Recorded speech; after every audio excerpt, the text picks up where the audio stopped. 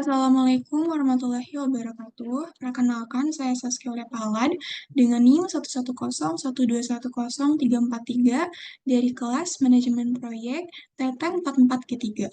Kali ini saya akan menjelaskan mengenai Project Risk Management.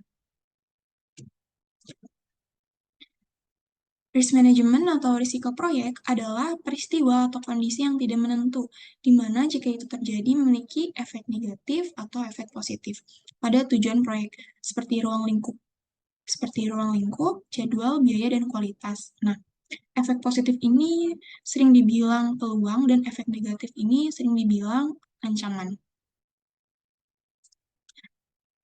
Nah, di gambar ini adalah salah satu dari risiko proyek ya, di mana si orang ini tuh resikonya adalah kalau misalkan si gagang ini, yang besi ini dia nggak kuat, nah si orang ini tuh bakalan ketimpa si mobilnya. Nah, ini jadi salah satu gambaran dari risiko proyek ya. Nah, di sini adalah risiko proyek proses atau risk management proses. Di mana yang pertama, kalau misalkan kita mau menemukan si risikonya, kita harus mengidentifikasi risiko apa aja yang terdapat di dalam proyek kita. Lalu kita analisis uh, resikonya kayak gimana terhadap proyek kita, apakah berdampak seperti apa gitu kan. Nah, setelah menganalisis itu, kita bakal tahu bagaimana cara kita menghadapi si resikonya. Nah, setelah kita tahu gimana cara kita menghadapi si resiko tersebut, itu masuk ke dalam action, di mana kita mengeksekusi resiko tersebut, eksekusi atau mencegah si resiko tersebut itu agar tidak membahayakan si proyek kita. Lalu, kita melakukan monitor, dan yang terakhir itu kontrol. Kita mengkontrol si resiko tersebut agar tidak membahayakan atau menghambat proyek kita. Nah, ini juga sama seperti yang tadi ya. Cuman ini lebih rinci lagi karena ada penjelasan singkatnya di mana kita melakukan plan risk management, lalu kita identify what could go wrong and what could be opportunities. Lalu kita mengevaluate ini assessment dan analysis the consequence. Oke, lalu kita merespon kayak bagaimana cara kita merespon si resiko tersebut, dan ini mengkontrol dari resikonya. Kayak ini adalah project risk management secara general, di mana yang pertama kita initiating, lalu planning dan executing, monitoring dan controlling, dan yang terakhir adalah closing. Nah, planning ini memang agak banyak tahapannya, di mana ada plan risk management, ada identify risk, lalu ada perform qualitative risk analysis, dan perform quantitative risk analysis, dan plan risk responses. Oke, aku bakal jelasin lebih rinci lagi. Nah, plan risk management atau rencana manajemen resiko ini adalah proses mendefinisikan bagaimana melakukan kegiatan manajemen risiko untuk proyek. Rencana manajemen risiko ini sangat penting untuk dikomunikasikan dengan dan memperoleh persetujuan dan dukungan dari semua stakeholder untuk memastikan proses manajemen risiko didukung dan dilakukan secara efektif selama siklus hidup si proyeknya. Nah, si plan risk management ini yang pertama ini mempunyai input ya, di mana inputnya itu ada project management plan, ada project charter, stakeholder register, lalu enterprise environmental factor, dan organizational process asset. Lalu yang kedua, ada tools dan teknik. Nah, tools dan teknik ini, yang pertama ini adalah analytical technique, lalu expert judgment, dan yang terakhir itu meetings. Nah, fungsi dari analytical technique ini, dia memahami dan menentukan secara keseluruhan konteks manajemen resiko. Nah, si konteks itu berupa kombinasi stakeholder, risk attitude, dan exposure resiko strategis berdasarkan konteks proyek secara keseluruhan. Dan fungsi dari expert judgment itu sendiri, dia itu memastikan pembentukan komprehensif dari rencana manajemen resiko, Penilaian dan keahlian harus mempertimbangkan kelompok atau individu dengan pelatihan khusus atau pengetahuan tentang area subjektif. Lalu yang terakhir, itu adalah meetings. Meetings ini berarti tim ini mengadakan pertemuan untuk mengembangkan perencanaan manajemen resiko. Nah, si subjeknya ini adalah manajer proyek, lalu anggota tim yang dipilih oleh stakeholder, ataupun semua orang yang bertanggung jawab dalam mengelola perencanaan risiko dan kegiatan pelaksanaannya. Hmm. Lalu lanjut ya, di sini adalah output dari plan risk management, di mana yang pertama ini adalah metodologi, roles and responsibilities, budgeting, timing, risk categories, definition of risk probability and impact metrics, revise stakeholder tolerance, reporting format, dan yang terakhir adalah tracking. Mungkin aku bakalan ngejelasin secara singkat aja dari setiap outputnya ya. Yang pertama ini adalah metodologi. Metodologi ini mendefinisikan pendekatan alat dan data yang akan digunakan dalam melakukan manajemen risiko pada proyek. Lalu, peran dan tanggung jawab. Nah, yang kedua ini mendefinisikan pimpinan, pendukung, dan anggota tim manajemen risiko untuk setiap jenis kegiatan dalam rencana manajemen risiko. Dan penganggaran. Nah, perkiraan dana yang dibutuhkan ini tuh. Lalu timing ini mendefinisikan kapan dan seberapa sering proses manajemen risiko ini akan dilakukan di seluruh siklus hidup proyek. Lalu risk categories ini mengelompokkan penyebab potensial suatu risiko. Lalu yang kelima ada risk categories. Ini tuh mengelompokkan penyebab potensial ya, suatu resiko. Dan yang keenam ada definition of risk probability dan impact. Ini tuh mencakup kualitas dan kredibilitas dari analisis risiko, mengharuskan berbagai tingkat kemungkinan dan dampak yang didefinisikan secara spesifik dalam konteks proyek. Kayak misalkan ada project objektif, ada cost, time, scope, dan quality.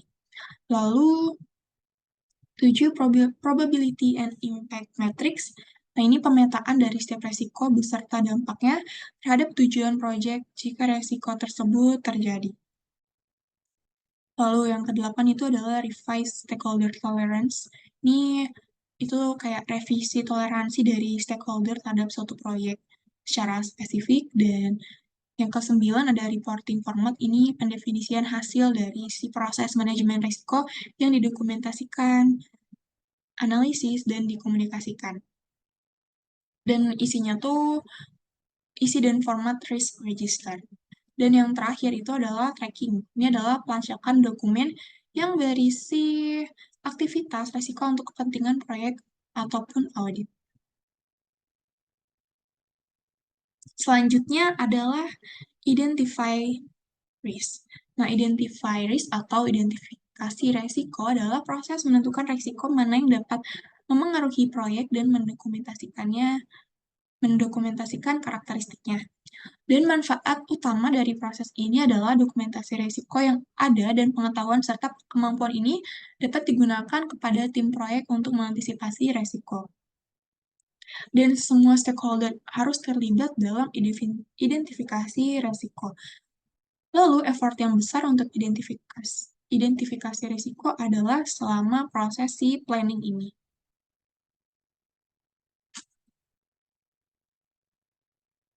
Oke, di identify risk ini ada 3 tahap ya. Yang pertama ada input, lalu tools and technique, dan yang terakhir itu adalah outputs.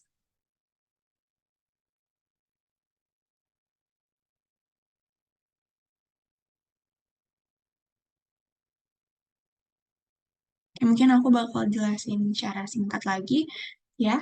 Yang pertama ini di input dari identifiers ini ada yang namanya project management plan yang berisi requirement management plan, schedule management plan, cost management plan, quality management plan, dan resource management plan.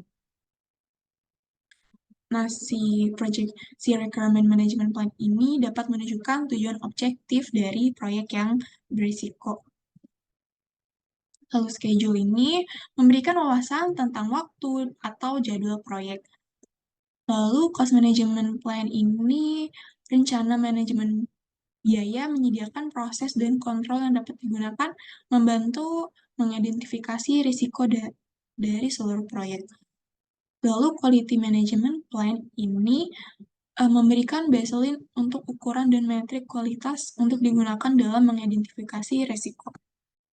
Dan resource management plan ini dapat mengidentifikasi bidang-bidang yang tunduk pada ketidakpastian atau ambiguitas atau di mana asumsi utama telah dibuat yang dapat menimbulkan risiko. Lalu ada project dokumen. Nah, ini adalah dokumen proyek memberikan tim proyek informasi tentang keputusan yang membantu mengidentifikasi risiko proyek dengan lebih baik. Dokumen proyek ini mencakup kepentingan dan tetapi tidak terbatas pada assumption log, cost estimate, duration estimates, issue log, dan lain-lain. Lalu ada agreements. Jika proyek membutuhkan pengadaan sumber daya eksternal, perjanjian tersebut dapat memiliki informasi seperti milestone, jenis kontrak, kriteria penerimaan dan penghargaan, dan hukuman yang dapat menghadirkan ancaman atau peluang. Lalu ada procurement documents. Ini kalau si proyeknya membutuhkan pengadaan sumber daya eksternal. Pengadaan dokumen menjadi input utama untuk proses identifikasi resiko. Lalu ada enterprise environmental factor. Ini tuh dalamnya seperti published information, lalu ada academic studies, published checklist, benchmarking, industry studies, and risk attitudes. Lalu yang terakhir ada organizational process asset. Termasuk diantaranya tuh kayak project files, including actual data, lalu ada organizational and project process controls, ada risk statement formats or templates, and lesson learned. Kita masuk ke tools and technique. Nah, si tools and technique ini yang pertama ada expert judgment. Keahlian itu harus dipertimbangkan dari individu atau kelompok dalam pengetahuan khusus tentang proyek atau bidang bisnis serupa. Lalu ada data gathering. Nah, si data gathering ini contoh teknik pengumpulan informasi yang digunakan dalam mengidentifikasi resiko. Ini dapat mencakup seperti ada brainstorming, lalu ada checklist, dan yang terakhir ada interview, atau mewawancarai peserta mengenai proyek, stakeholder, dan ahli subjek membantu untuk mengidentifikasi risiko tersebut. Lalu ada data analysis. Nah, di data analysis ini ada root cause analysis. Itu tuh analisis akar masalah adalah teknik khusus yang digunakan untuk mengidentifikasi masalahnya. Jadi kayak dibuat seperti diagram akar gitu, biar kita tahu nih akar masalahnya tuh apa sih sebenarnya. Ada assumption analysis ini seperti asumsi mengeksplorasi validitas asumsi yang berlaku untuk proyek, lalu ada SWOT, analisis.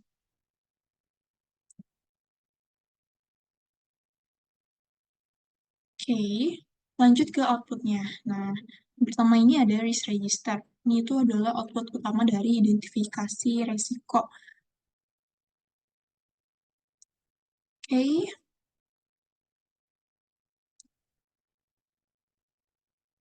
Boleh lanjut. Selanjutnya adalah perform qualitative risk analysis. Nah, oke. Perform qualitative risk analysis ini adalah proses Kan risiko untuk analisis atau tindakan lebih lanjut dengan menilai dan menggabungkan kemungkinan terjadi dan dampaknya. Manfaat utama dari proses ini adalah memungkinkan manajer proyek untuk mengurangi tingkat ketidakpastian dan untuk fokus pada risiko prioritas tinggi. Analisa yang digunakan dan terkait itu adalah probability dari kemunculan risiko versus impact-nya menggunakan skala. Nah, di samping kiri ini adalah perform qualitative risk analysis ya. Bisa dilihat ada flow chart-nya. Nah, ini juga terbagi menjadi 3, ada input, tools, and technique, dan outputs. Aku bakal jelasin secara singkat. Di mana di perform qualitative risk analysis input, yang pertama ada risk management plan. Ini adalah elemen kunci dari rencana manajemen risiko yang digunakan dalam melakukan proses analisis risiko kualitatif. Di antaranya meliputi peran dan tanggung jawab untuk melakukan manajemen risiko, anggaran, jadwal kegiatan manajemen risiko, kategori risiko, definisi probabilitas dan dampak, serta matrik probabilitas dan dampaknya. Lalu ada scope baseline. Ini adalah proyek dari jenis umum atau berulang, cenderung memiliki resiko yang lebih dipahami dengan baik.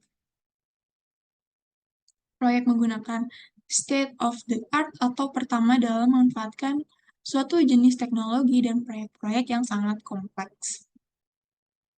Lalu ada risk register, berisi informasi yang digunakan untuk menilai dan memprioritaskan risiko, dan enterprise environmental factor, itu faktor lingkungan perusahaan, dapat memberikan wawasan dan konteks untuk resiko penilaian. Lalu ada organizational process risiko. Ini aset-aset proses organisasi yang dapat mempengaruhi proses analisis risiko kualitatif mencakup informasi tentang proyek serupa yang diselesaikan sebelumnya. Lalu selanjutnya masuk ke tools and technique. Yang pertama dari risk probability and impact assessment. Nah, ini adalah penilaian probabilitas risiko untuk menyelidiki kemungkinan bahwa setiap risiko tertentu akan terjadi. Lalu yang kedua ada probability and impact matrix. Ini adalah cara untuk memetakan probabilitas masing-masing terjadinya risiko dan dampaknya terhadap sasaran proyek jika risiko itu terjadi.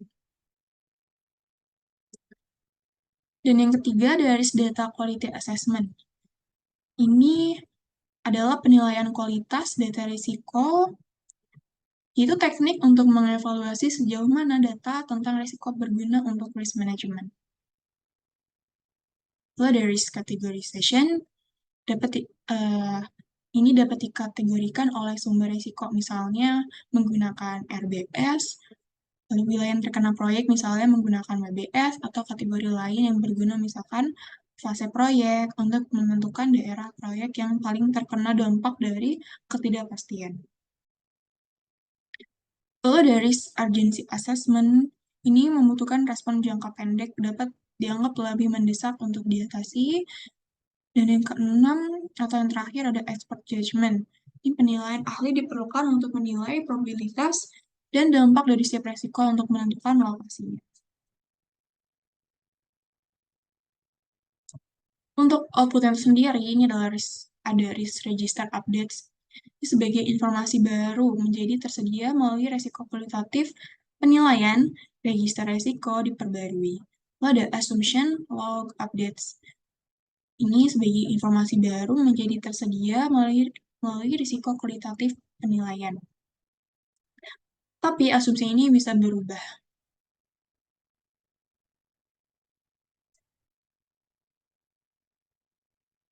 Oke, selanjutnya ini adalah perform quantitative risk analysis. Nah, perform quantitative risk analysis ini adalah proses menganalisis secara numerik atau objektif efek risiko yang diidentifikasi secara keseluruhan terhadap tujuan proyek.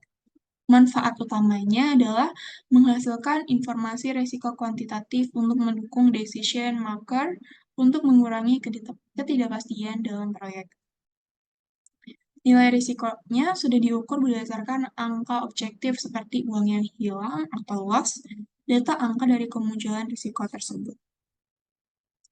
Oke, di bawah kirinya ini adalah perform quantitative risk analysis dalam bentuk data flow diagram. Oke, selanjutnya ini masuk ke dalam tahapan dari perform quantitative risk analysis, di mana yang pertama ada input, lalu tools, dan yang terakhir itu outputs. Dari inputnya sendiri, yang pertama ada risk management plan. Ini rencana manajemen risiko memberikan pedoman, metode, dan alat-alat yang akan digunakan dalam analisis risiko kuantitatif. Lalu ada cost management plan. Ini menyediakan pedoman tentang membangun dan mengelola risiko cadangan. Oleh schedule management plan, tahu rencana pengelolaan jadwal menyediakan pedoman tentang membangun dan mengelola cadangan resiko. Lalu ada ring register digunakan sebagai titik acuan untuk melakukan analisis risiko kuantitatif. Dan yang kelima ada enterprise environmental factor. Ini faktor lingkungan perusahaan dapat memberikan wawasan dan konteks untuk analisis risiko, seperti studi industri proyek serupa oleh spesialis risiko dan database risiko yang mungkin tersedia dari industri atau sumber proprietari. Dan yang terakhir ada organizational proses aset. Merupakan aset-aset proses organisasi yang dapat mempengaruhi proses analisis risiko kuantitatif termasuk informasi dari proyek yang serupa dan diselesaikan sebelumnya. Masuk ke tools and teknik ya. Yang pertama ada data gathering dan representation teknik. Ini mencakup yang pertama adalah wawancara. Teknik wawancara ini menarik pengalaman dan data historis untuk mengukur probabilitas dan dampak risiko pada tujuan proyek. Lalu ada distribusi probabilitas. Ini digunakan secara luas dalam pemodelan dan simulasi, mewakili ketidakpastian dalam nilai-nilai seperti jangka waktu dan jadwal kegiatan dan biaya komponen proyek. Lalu yang kedua ada quantitative risk analysis dan modeling techniques. Ini teknik umum yang menggunakan pendekatan event-oriented dan analisis berorientasi proyek. Nah, termasuk di dalamnya ada sensitivity analysis, ada expected monetary value analysis, dan modeling and simulation. Lalu ada expert judgment. Ini dibutuhkan untuk mengidentifikasi dampak potensial dari biaya dan jadwal untuk mengevaluasi kemungkinan dan lain-lain. Masuk ke output, yang pertama ada project document updates. Nah, ini diperbaharui dengan informasi hasil kuantitatif risk analysis. Update-nya ini termasuk probabilistic analysis of the project. Ini merupakan perkiraan yang terbuat dari jadwal proyek potensial dan biaya hasil akhir berisi daftar tanggal, selesai yang mungkin, dan biaya dengan tingkat kepercayaan yang berkaitan.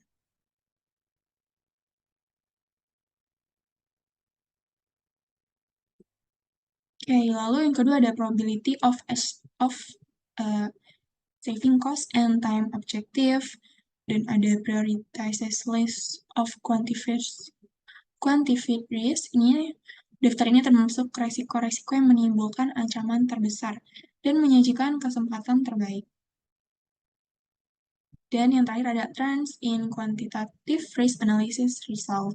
Sebagaimana analisis berulang, tren dapat menjadi jelas yang mengarah pada kesimpulan yang mempengaruhi respon risiko.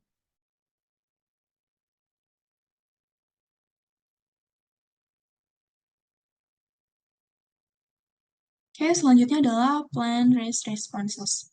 Plan risk responses ini adalah proses mengembangkan pilihan tindakan dalam rangka meningkatkan peluang dan menurunkan ancaman dari pencapaian objektif proyek. Manfaat utama dari proses ini adalah mengatasi risiko berdasarkan prioritasnya dengan memasukkan sumber daya dan kegiatan ke dalam anggaran, jadwal dan rencana manajemen proyek sesuai kebutuhannya. Ini di samping kiri ini merupakan perencanaan respon risiko. Ini adalah perencanaan respon risiko. Harus sesuai sebagai berikut. Dari tingkat keparahan risiko, biaya dalam memenuhi tantangan, tepat waktu untuk menjadi sukses, realistis, disetujui oleh semua pihak, dan dimiliki oleh orang yang bertanggung jawab.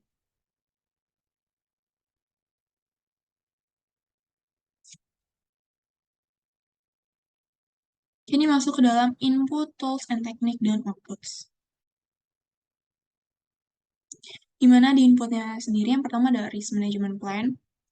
Ini tuh merupakan komponen penting dari rencana manajemen risiko, meliputi peran dan tanggung jawab, definisi analisis risiko, waktu untuk review, dan threshold risiko untuk risiko rendah, sedang, dan tinggi. Lalu ada risk register, ini mengacu pada risiko yang teridentifikasi, akar penyebab risiko, daftar tanggapan potensial, risiko pemilik, gejala, dan tanda-tanda peringkat atau prioritas daftar risiko proyek yang relatif, risiko yang memerlukan respon dalam waktu dekat, risiko untuk analisis dan respon tambahan, dan lain-lainnya. Lalu, tools and technique.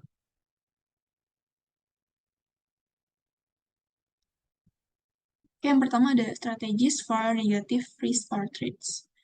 Nah, biasanya berurusan dengan ancaman atau risiko yang mungkin berdampak negatif pada tujuan proyek jika terjadi. Adalah avoid, transfer, dan mitigate. Nah, avoid ini penghindaran risiko adalah strategi respon risiko di mana tim proyek bertindak untuk menghilangkan ancaman tersebut atau melindungi proyek dari dampaknya. Lalu transfer. Ini adalah strategi respon risiko di mana tim proyek menggeser dampak ancaman kepada pihak ketiga bersama-sama dengan kepemilikan respon. Lalu mitigasi atau mitigate. Ini adalah strategi respon risiko di mana tim proyek ini bertindak untuk mengurangi kemungkinan terjadinya risiko tersebut. Lalu ada accept, seperti namanya, itu penerimaan risiko adalah strategi respon risiko di mana tim proyek memutuskan untuk mengakui risiko dan tidak mengambil tindakan apapun, kecuali risiko terjadi.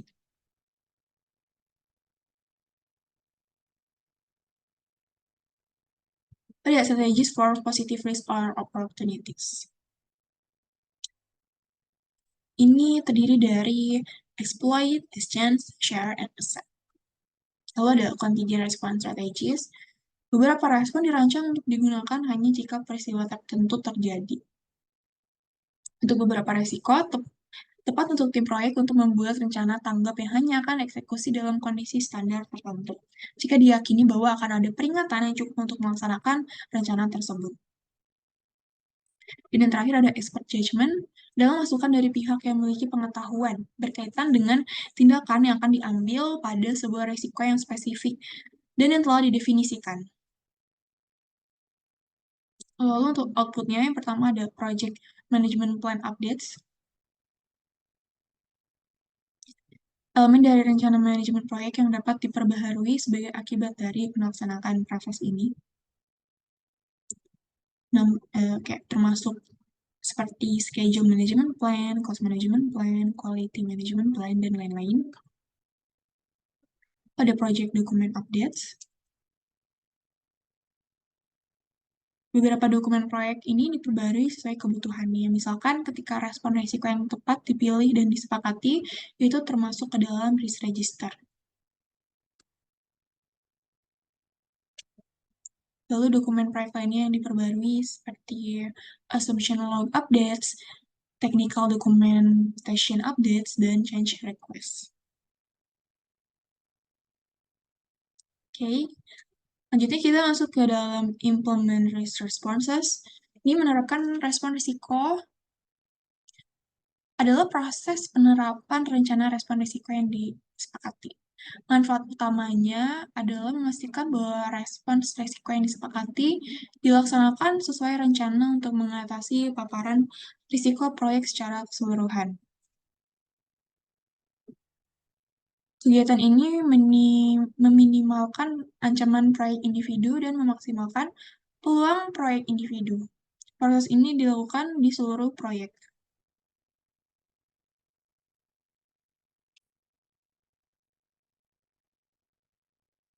Oke.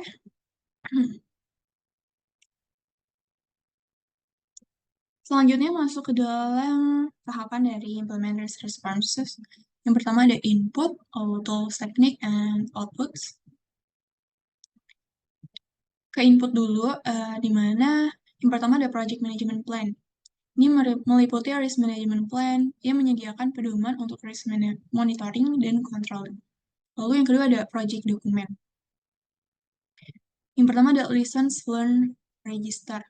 Pelajaran yang dipelajari sebelumnya dalam proyek berkaitan dengan penerapan respons risiko dapat diterapkan pada fase selanjutnya dalam proyek untuk meningkatkan efektivitas proses ini. Lalu ada risk register, dokumen yang berisi daftar potensi kejadian-kejadian risiko yang telah teridentifikasi beserta dengan penyebabnya, gejala-gejalanya, probabilitas, dan dampak dari setiap kejadian risiko tersebut. Lalu ada risk report. Ini laporan risiko mencakup penilaian terhadap keseluruhan eksposur risiko proyek saat ini. Ada yang ketiga ada organizational process asset. Pelajaran yang diambil dari repositori yang serupa dengan mengidentifikasi efektivitas respon risiko tertentu. Ada tools and techniques selanjutnya. Yang pertama ada expert judgment. Ini keahlian harus dipertimbangkan ya dari individu atau kelompok. Lalu ada influencing. Beberapa tindakan respon risiko dapat dimiliki oleh orang-orang dari luar tim proyek. Ada project management information system. Ini sistem informasi manajemen proyek yang dapat mencakup perangkat lunak, jadwal sumber daya, dan biaya untuk memastikan bahwa rencana respon risiko ini disepakati. Lalu kita ke output. Yang pertama ada change request. Ini melaksanakan rencana kontingesi atau workarounds kadang-kadang menyebabkan permintaan perubahan. Ada project document updates. Nah, dokumen updates ini terkait implementasi respon risiko seperti isu log, lesson learned register, project team assignment, risk register, dan risk report. Lalu, selanjutnya ada monitor risk atau kontrol risiko adalah proses penerapan rencana respons risiko, pelacakan risiko yang diidentifikasi, pemantauan residual risiko, mengidentifikasi risiko baru, dan mengevaluasi efektivitas proses risiko di seluruh proyek. Manfaat utamanya dari proses ini itu meningkatkan efisiensi pendekatan risiko sepanjang siklus hidup proyek untuk terus-menerus mengoptimalkan respon risiko. Ini ada flow diagramnya juga bisa dilihat ya.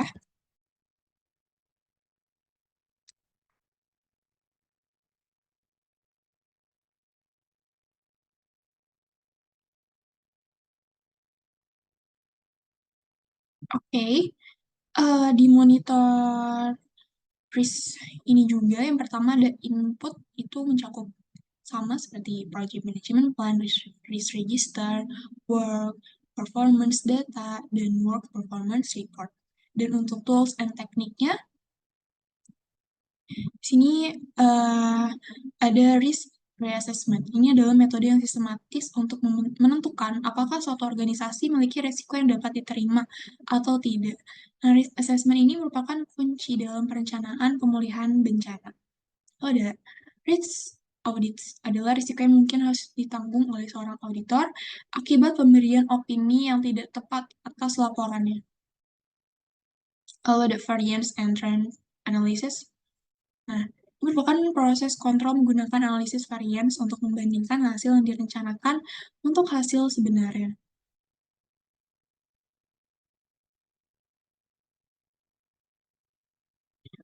Oke, lalu ada technical performance measurement.